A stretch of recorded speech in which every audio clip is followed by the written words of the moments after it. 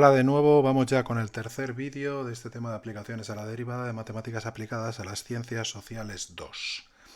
En este tercer vídeo vamos a seguir con la representación gráfica, pero ahora vamos a ver los puntos 7 y 8, extremos, crecimiento y decrecimiento, curvatura y puntos de inflexión. Vamos allá.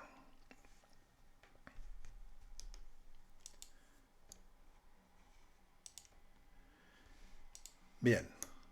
Se dice que una función es creciente en un intervalo si para todo x1 y x2 del intervalo, tal que x1 sea más pequeño que x2, entonces f de x1 es menor que f de x2. Vamos a verlo por aquí para que veamos que es muy claro, ¿vale? Yo tengo aquí una función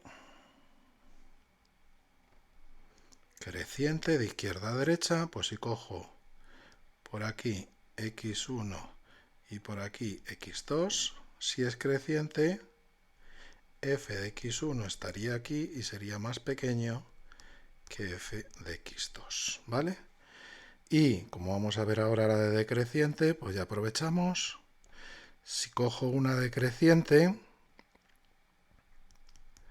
de nuevo x1 más pequeño que x2, en este caso si es decreciente de izquierda a derecha, vemos claramente que f de x1 ahora es más grande que f de x2.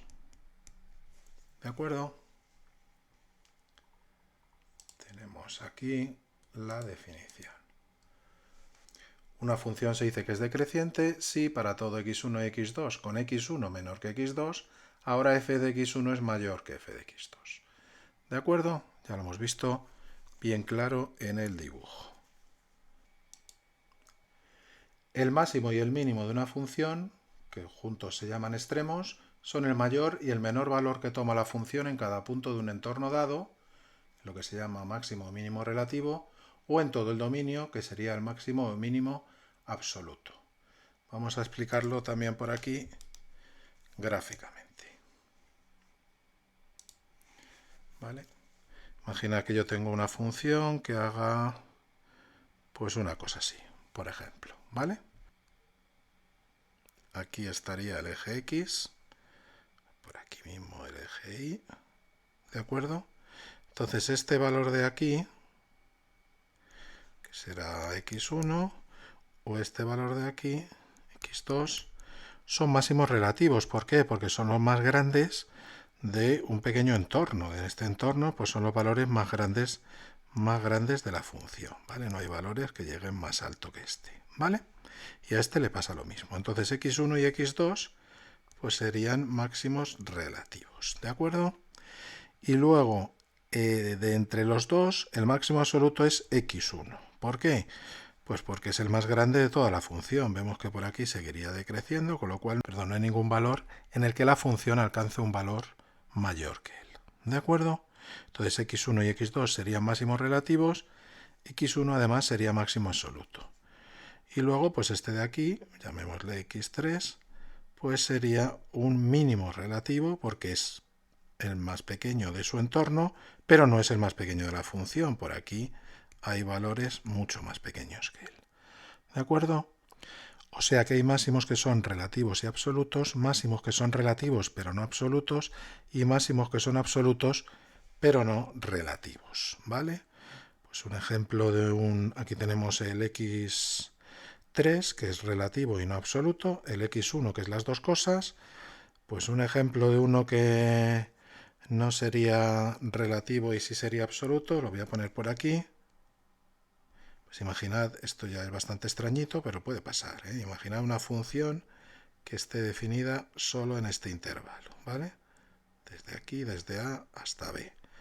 Pues estos dos valores son máximo y mínimo absoluto, pero no son relativos. Para que sean relativos, deberían de ser los valores mayores de un entorno y no sabemos lo que pasa ni a la derecha de B ni a la izquierda de A. No está definida la función, por lo tanto estos dos son absolutos pero no son relativos. Como digo, un caso bastante extraño. Seguimos. Si f es derivable en AB, Entonces f es creciente en AB si su derivada es mayor que 0. ¿De acuerdo? Claro, su derivada es mayor que 0 da una pendiente positiva, eso quiere decir que la función es creciente en todos los valores del intervalo, ¿vale? Si su derivada es mayor que 0 en todo el intervalo. Y es decreciente si su derivada es menor que 0. Recordamos que la derivada nos indica la pendiente de la recta tangente, que es la que nos va a decir si la función crece o decrece, si tiene pendiente positiva o negativa. ¿De acuerdo? Entonces, si f es derivable en c, perteneciente a R, tiene un extremo relativo, un máximo o un mínimo, si implica que su derivada sea 0. Por lo tanto, los candidatos a ser extremo relativo son aquellos valores cuya derivada es 0 o aquellos en los que no es derivable. Porque puede ser que no sea derivable y que también tenga un extremo relativo, un máximo o un mínimo. ¿Vale? Pues pensad en una función que tenga una cima en pico, por ejemplo la función valor absoluto, pues tiene ahí un pico que no es derivable, pero sí que es un extremo, es un máximo o un mínimo absoluto y relativo en este caso. Entonces los candidatos son aquellos en los que f' es 0, ¿vale? O en los que la función no es derivable. Vamos con la curvatura y los puntos de inflexión. Para estudiar la curvatura de una función derivable hay que estudiar los intervalos en los que la función es cóncava hacia arriba o cóncava hacia abajo, ¿vale? F es cóncava hacia arriba en C si la gráfica está por encima de la recta tangente a la curva en C. Y f es cóncavo hacia abajo si la gráfica está por debajo de la recta tangente a la curva en C. ¿Vale? Aquí tenéis muy claro, esto sería cóncavo hacia abajo y veis que las tangentes están por encima. Es decir, que la gráfica está por debajo de la tangente. Y cóncavo hacia arriba, la gráfica está por encima de las rectas tangentes. ¿Lo veis? Bien.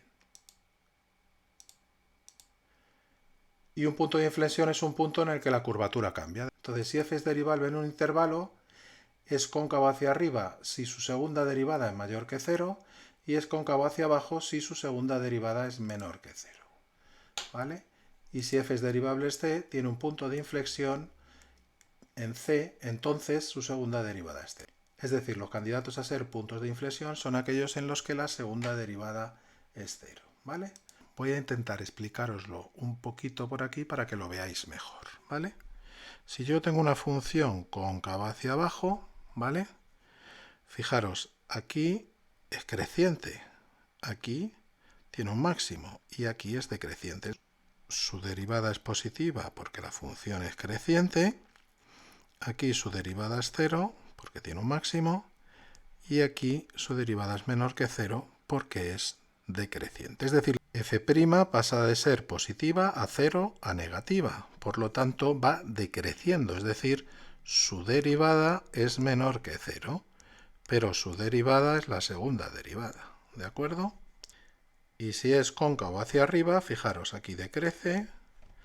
Aquí es 0 porque tiene un mínimo y aquí crece. Por lo tanto, pasa a ser de negativa a 0 positiva, es decir, está creciendo. Es decir, su derivada, que es f segunda, es mayor que 0. ¿Vale? Para que no lo olvidéis, pues cuando la función tiene esta pinta, es decir, está triste, es negativo.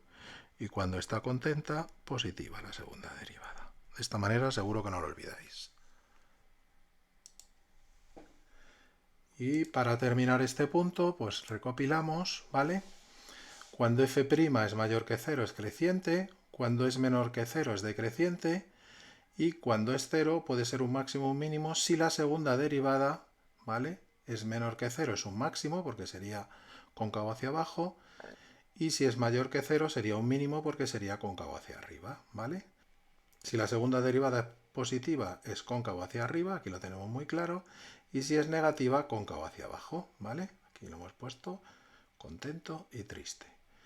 Y si la segunda derivada es 0, el punto de inflexión siempre y cuando la tercera derivada no sea 0, ¿vale? ¿Por qué hemos puesto aquí par, impar o par? Pues porque puede pasar que la primera sea 0, la segunda sea 0 y la tercera sea 0, ¿vale? Y la cuarta y la quinta y la sexta. Entonces la primera que no sea 0, que aparecerá, la primera que no sea 0 es la que decide si ese punto es un máximo, un mínimo, un punto de inflexión. Supongamos que la última en la que es 0 es impar y la primera en la que no es 0 es par, pues será un máximo, un mínimo. Si la última en la que es 0 es par y la siguiente impar ya no es 0, pues entonces será un punto de inflexión. ¿De acuerdo? Pongo un ejemplo de esto para que lo tengamos más claro. Imaginad f de x igual a x al cubo, ¿vale? Si yo hago f', me sale 3x cuadrado. Si hago f segunda, me sale 6x. Si hago f tercera, me sale 6, ¿vale? ¿Dónde se anula la primera derivada? Pues fácil. 3x cuadrado es 0, implica que x es 0. ¿Dónde se anula la segunda derivada? 6x es 0, si x es 0. Entonces la primera derivada es 0, la segunda derivada es 0, la tercera derivada es 6. O sea que la última derivada que es 0 es par y la primera que no es 0 es impar. Por lo tanto sería un punto de inflexión. ¿De acuerdo? Esto es a lo que me refería que pasa cuando hay varias derivadas seguidas que son 0. ¿Vale? Bueno, pues hasta aquí llegaría este vídeo. Un saludo para todos.